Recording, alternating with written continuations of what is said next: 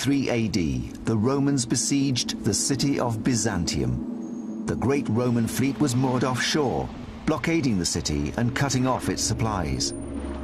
Then one day, as if sailed by ghosts, the entire fleet moved towards the shore and closer to the enemy's territory. The sails were down and no one was rowing. What was happening? In 190 AD, the Roman Empire was at its peak. It occupied over 1.5 million square miles from the Atlantic to the deserts of Arabia. But it was a divided empire. This is the time in the Roman Empire when there are a lot of power struggles and it's not clear who's going to have the upper hand.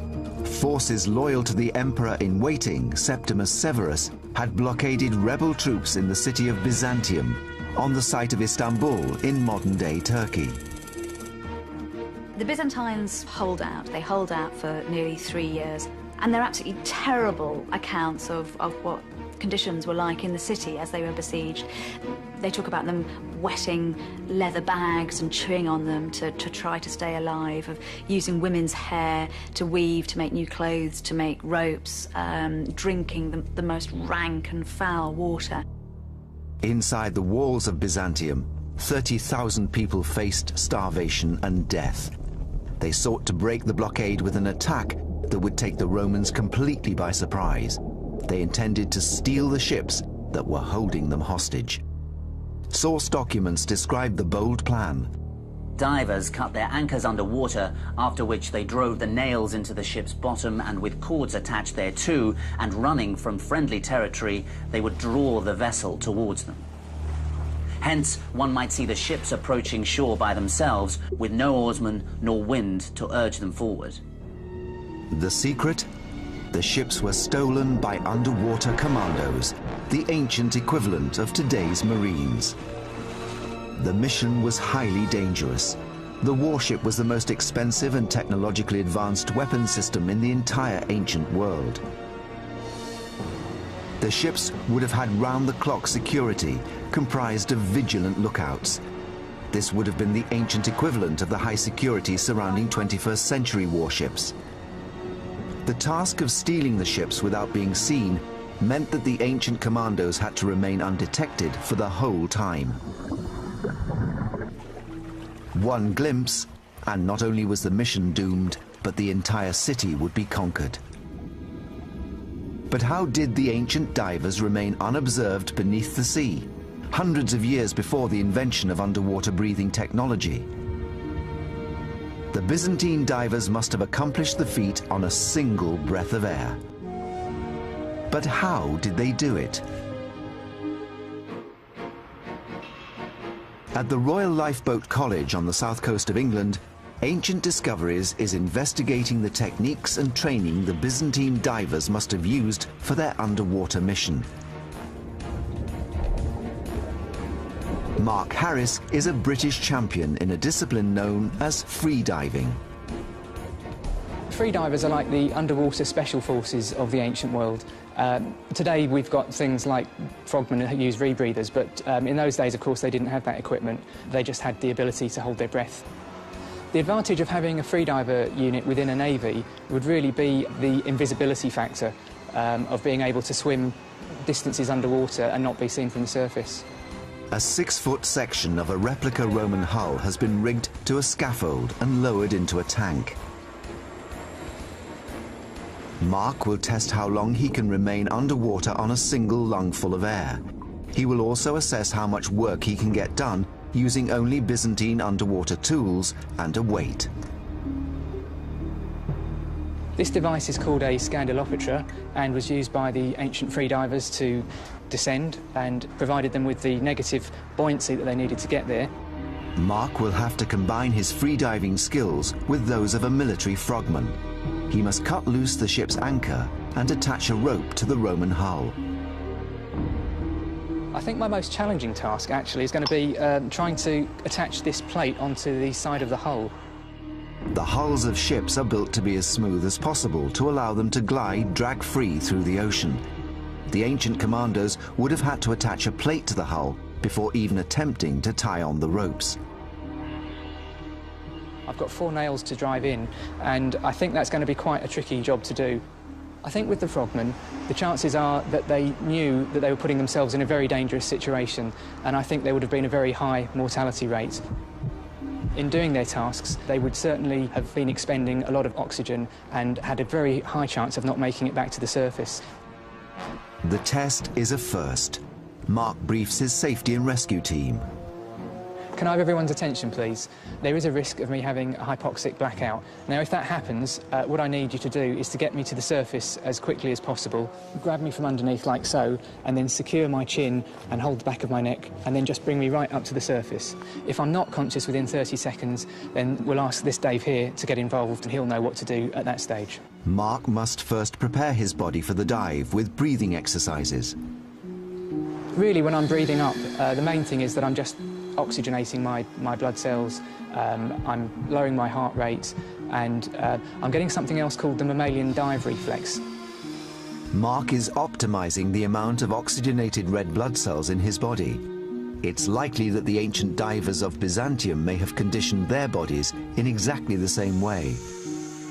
Blood that's in your arms and legs gets channeled into the core of your body, and also my spleen will start to release more blood cells as well, so I get a good circulation of blood going between my lungs, heart and brain, which is where it's all needed.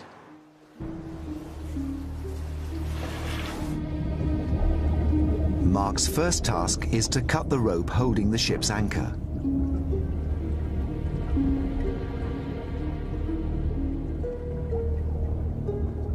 After 30 seconds below, he's ready for his main challenge, attaching the plate that will hold the rope. To replicate the ancient diver's experience, Mark must continue the next stage using the same breath. Without exertion, Mark can hold his breath underwater for over 6 minutes. But physical effort generates carbon dioxide in the bloodstream, and this could reduce the time he can hold his breath by over half. He has now been underwater for 2.5 minutes, pushing his respiratory system to the limit and creating the risk of a shallow water blackout. By now, the ancient diver's lungs would have been extremely painful, yet they needed to continue work, as coming to the surface would have risked being spotted. There are a lot of dangers associated with free diving, and the most significant is that of shallow water blackout, which occurs usually as the free diver is ascending to the surface. Now, on the way up, the lungs expand, because as gases have less pressure exerted upon them, they occupy more space. Now, this has the effect of drawing out the remaining oxygen in the tissues into the lungs, and it is the loss of oxygen, or hypoxia, that causes the loss of consciousness. And there usually is no warning of this. After 4.5 minutes underwater, the anchor cable is cut, the plate is in place, and Mark has successfully attached the rope. A dozen divers could have attached 12 ropes on a single undetected breath. This would have been enough for the men on shore to pull the ships towards the land. Mission accomplished. Yes, that was definitely successful. I think it opened my eyes, really, to what the ancient frogmen would have been doing. Amazingly, holding one's breath for 4.5 minutes while performing physical exercise is 4 times longer than the average person can hold their breath while sitting still. By using this ingenious method, the Byzantines captured a significant number of Roman warships. But even this could not save their city. They had to leave the protective shelter of their city and seek food, and it was then that the Romans attacked and slaughtered them. The Romans captured the city and razed it to the ground. Byzantium was rebuilt by Rome, and it would again become the capital of the Roman Empire when Constantine converted to Christianity, and its name got changed to Constantinople, and it still stands today as Istanbul, that city that sits on the brink between East and West. In every era, special forces are called upon to fight in extreme situations. Andrew Lambert and Richard Windley are investigating a device that was made for another extreme terrain, the jungles of Southeast Asia. This specialist weapon saved an entire empire from total destruction. The jungle can be cramped and claustrophobic. There's no room to maneuver heavy infantry or large assault weapons through dense undergrowth and around massive tree trunks. jungle warfare calls for stealth, silence, special weapons, and forces. You need special training, you need special equipment, you need special experience to fight effectively in the jungle.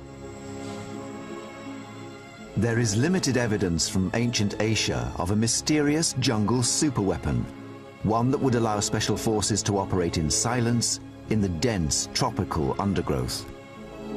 Between the 9th and 15th centuries, the Khmer Empire ruled over great swathes of Southeast Asia. And its capital, Angkor, the largest city of the ancient world, covered 1,150 square miles, roughly the size of present-day Los Angeles. It was an ancient superpower. But in the 12th century, the Khmer Empire was nearly destroyed. A small rival kingdom, the Champa from present-day Vietnam, was growing in strength. Armed by the technologically advanced Chinese to the north, they marched into Khmer territory. A simple bow, as used on the back of their attack elephants, only had an effective range of 50 feet. But this was perfect when fired from a fast-moving elephant at a height of 15 feet. But jungle forces operating hundreds of years ago needed a weapon that could be carried and deployed in thick undergrowth, brought up silently into a firing position, and fired at a much greater range and with much more power than the simple bow. The ancient jungle elite forces' superweapon was the double crossbow. Ancient Discoveries is investigating how this weapon became the key to how two superpowers fought to dominate a 500-year-old world order. Leading model maker Richard Windley has reconstructed this ancient weapon.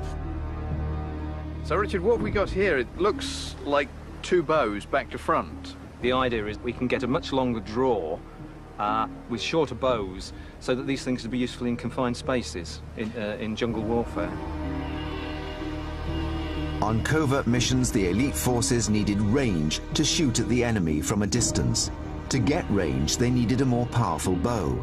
The way to make a bow more powerful is to make it bigger.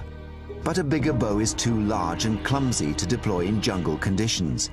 The answer was to double the power of the bow, not by doubling its length, but by its number, the double bow.